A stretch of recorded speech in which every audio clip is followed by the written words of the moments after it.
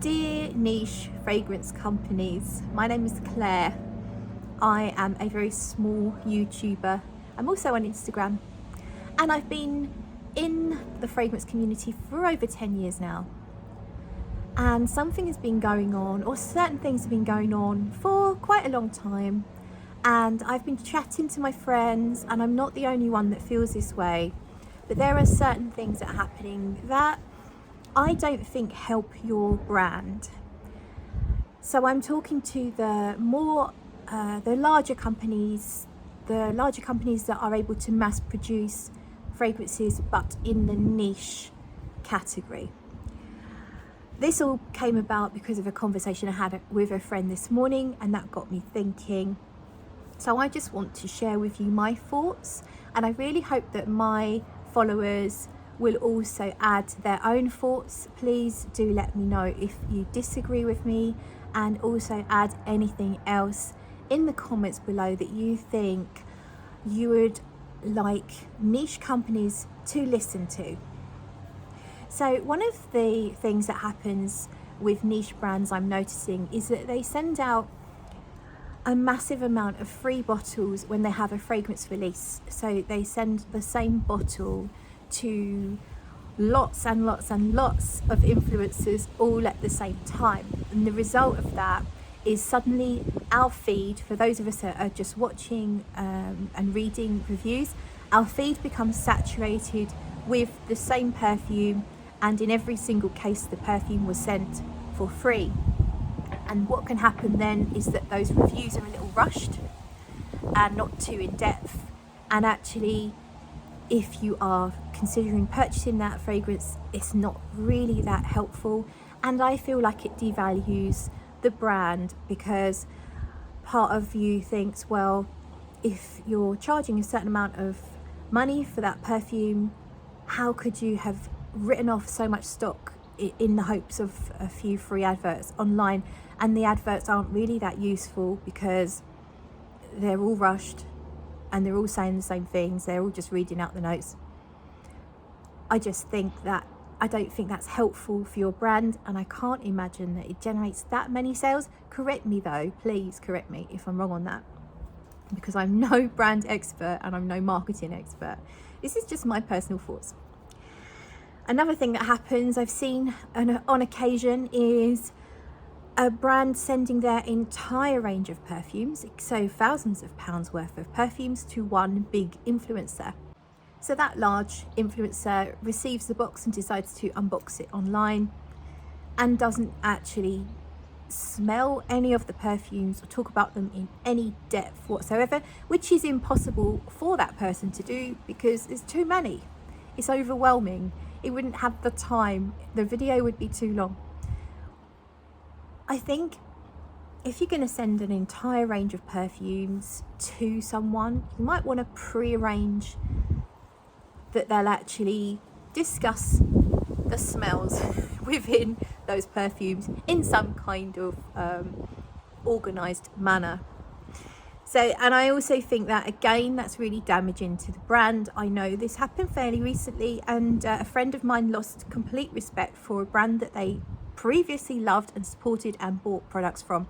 So you do, I think, damage your reputation a little bit when you send everything you've got to one person, and that person you can't control what anyone does with what you send to them, but that person is not going to pay any attention to any of the fragrances, but rather just show off that they received a lot of fragrances. I just don't think that that's a good look for your brand. Another thing that comes up often with my chats with my fragrance friends is the selection of the influencer or reviewer. The selection process, I do wonder what goes on, and I think often the PR person is looking at numbers, and it's not all about numbers. I think it's about trust, it's about audience engagement. There are some influencers, whether they've got their followers genuinely or whether they have paid for them, that aside, some influencers have a very specific feel, vibe, look, and some people can be a little jarring, shall we say, and some people have me wondering how they have so many followers, because maybe there's something inauthentic about them, or even a little off, a little strange. And I do wonder why a niche brand who are marketing their products at maybe £200 plus a bottle would want someone representing their brand who doesn't come across particularly authentic or genuine, or even as much of a fragrance lover. It's like, just because you've got a ton of followers, it doesn't mean people are gonna go out and buy every fragrance they mention. And particularly some people like everything. They'll tell you, this is amazing, this is amazing, this is amazing. Everything they got sent for free in every sponsored video, of course they say it's amazing. And really, does that generate sales? Because I struggle to believe it. I really do. Just because someone has loads of followers, it doesn't mean I'm gonna buy what they recommend. That doesn't follow for me at all. It doesn't make sense. So I'm really curious about what that is all about. Why would you want someone representing your brand? And I think that's the thing to remember. You're not just sending a free product, or I mean, maybe it's a sponsored video as well. When you send a product to someone and they're going to talk about it and thank you for sending it to you, hopefully, if they're being honest, they are representing you, really. And you got to think about your brand and how you want to appear. And if you're in a luxury niche brand, and that's who I'm talking to right now, do you want someone who's inauthentic or comes across creepy and weird representing your... And I'm not saying all influencers are creepy and weird, but there's just different horses for different courses. Different people suit different things, and different styles of presenting and stuff. And I just think if you're going to send a product out to someone, you would at least want them to come across in some way that gels a little with your brand. That's what I'm saying. So for example, if someone's swearing every other word and you're charging £300 for a bottle that's embellished with crystals and has gold flecks inside it, and you're in Harrods, do you really want someone who is going to be effing and blinding representing your brand when they talk about your product? That's what I'm trying to say. Another question I have to ask is, when you are speaking to influencers, do you insist on them disclosing that they were sent the bottle for free or that they were sponsored? I think that should be a thing. Obviously, I know you can't control people, and you shouldn't try and control someone if it's a genuine review, but you should at least request that they are honest and disclose the details of your agreement. That's what I think. I'm not sure that's happening all the time, and I do think it's on both parties to be honest and have integrity. So it should be on the brand, I think, to say, please disclose that we sent this to you for free, or please disclose that this is a sponsored video or post. And it should also be on the influencer or reviewer to have that integrity and to say that it was a sponsored post or a free product. I think we all know that's not always happening. So moving on to a slightly different arena, samples. There are a lot of very expensive brands out there who, again, they do the influencer marketing. So they send products out to influencers in the hopes that people will buy their product. That's fine. But if you don't offer samples, how are people supposed to purchase your product without blind buying? And I think in this day and age, particularly now, in the UK, and certainly I know in other areas in the world as well, but here in the UK, we're having a bit of a financial crisis, and it's been building for quite a while.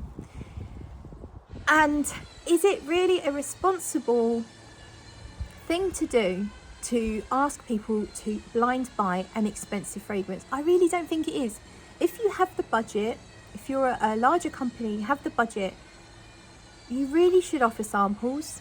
That's my opinion. Let me know below if you agree or not. I'm pretty sure everyone's going to agree. Offer samples, make your fragrance accessible to everyone. I've contacted brands before and said I'd really like to try blah blah blah, where can I purchase a sample? And they tell me you can't, but it's in Harrods. Okay, for me, I could go to Harrods, but do I really want to take a whole day out to go to London, pay the train fare, and just to go and smell that particular fragrance? No. Short answer, no. But for many other people in the world, they can't get to a big city that easy. So it's unfair to flaunt a fragrance by sending it free to an influencer to tell you how amazing it is, to then be unable to sniff it in any way, shape or form. So please offer samples. It's the right thing to do. It's a more sustainable thing to do. I know you want sales and maybe you want people to blind buy, but you're probably missing out on quite a lot of customers that would, if they could sample your perfume, potentially then purchase your perfume. If they can't sample it, a sensible person will not blind buy an expensive niche perfume unless they've got a YouTube channel. Now this is maybe a little more personal from my point of view. It might not be everyone's point of view. In fact, I know it won't be everyone's point of view. This came up when I was talking to Sarah McCartney from 4160 Tuesdays. We did a live chat the other night, and one thing that came up, well, I was talking about sustainability, clean perfumes and all that stuff, and one thing that came up was the excessive packaging. So I feel like niche brands want to justify how expensive their product is by giving the customer ridiculous amounts of excessive thick packaging, leather boxes, boxes within boxes within boxes. Yes, it does give a luxurious feel, but what are people supposed to do with all this packaging? They're not going to want to throw it away because it's part of the whole thing. So now they have to store it in their house or just throw it away, which is an absolute waste. Yeah, you could say you could find an alternative use for it, but if you are someone who collects fragrances, has a lot, then you've already got tons and tons of boxes lying around your house or in your loft or in your shed. I think I've got them everywhere. So what I'm saying is, how about, it's just an idea, okay, bear with me, how about going for minimal packaging, just the bare minimum to meet health and safety, give that saving to the customer and shout about it. Let us know. We have decided to make a decision, a sustainable, ecological, world-saving, green decision to completely reduce our packaging. We know some of you love it, we're very sorry, but the great thing is we're helping to save the environment and we're going to pass on the cost cutting to the consumer. Who would be up for that? Who loves the excessive packaging and would hate for that to stop? And who would really prefer the excessive packaging to end? Let me know in the comments below. So finally, I want to end on a positive note. So I've already discussed influencers and how I personally believe brands should pick people that have a level of trust within the community. And that might mean that they go for influencers with smaller numbers, but actually people trust these smaller, you might call them micro influencers. I don't want to call any of these people that I've listed below micro influencers. Some of them have larger channels, but they're not massive channels. But all of them have the trust of their followers. Absolutely, I can tell you that hand on heart. I trust them. Oh, I've just remembered one that must go in here. I trust them completely with their reviews. They are fragrance aficionados. They are not sellouts, and they are genuine. That you can tell the followers are genuine. They have really good engagement with their followers and in the fragrance community in general. And I really think that as a niche brand, if you concentrate on the trusted fragrance reviewers rather than the big numbers, I actually think you'll see your numbers, sales numbers, rise. So here's a list of, and these are literally just off the top of my head 10 minutes ago, so if I'm missing anyone, which I will be missing a lot of people, but these are just off the top of my head quickly, people I think are trusted in the community and would be great influencers if that's what they probably, I don't think any of these people would call themselves influencers, but they would be great fragrance reviewers and true fragrance lovers to work with. So I hope they don't mind me mentioning them. I know some of them are a little more shy, but I immediately thought of Scented Moments Joe Lima, because he's such a true fragrance lover, really articulate, a great way of describing fragrances. So Scented Moments. Ange from 50 Cents UK, she is bubbly and beautiful and fun and truly loves perfume. Lizzie from Rose and Jones probably will hate me for doing this, a true fragrance lover. And Scented Snowdrops as well. John, he's on Instagram, he's got quite a big following over on Instagram and truly loves fragrances and takes his time to talk about them. You Smells Good, Eugene, everyone knows You Smells Good. Ramsey as well, I've recently discovered Ramsey on YouTube, another true fragrance lover. Lola, Lauren over at Lola Scents, absolutely loves perfume, beautiful way of presenting, great way of talking about perfumes without going on too long like I do.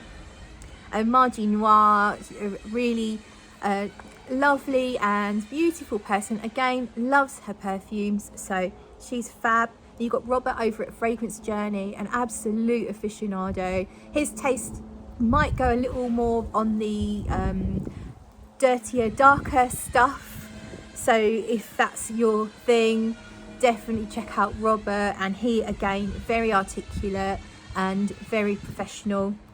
And of course you've got the Wafts from The Loft, and they are true fragrance lovers. They may not necessarily be looking for sponsorships, I can't imagine that they are, but they are true fragrance aficionados, and I'm sure they would be open to samples from anyone that wants to send them. Maybe, could be wrong, but Wafts from The Loft are fabulous, and I think most people will agree with that, and they're here in the UK.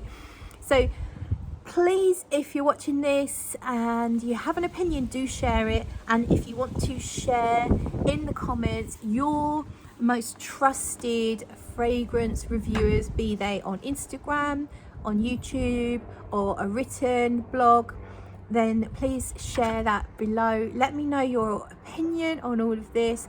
Am I off? Am I wrong? Am I right? Have I missed something? Chuck it all in the comments. Thank you so much for watching, and I will see you in another video.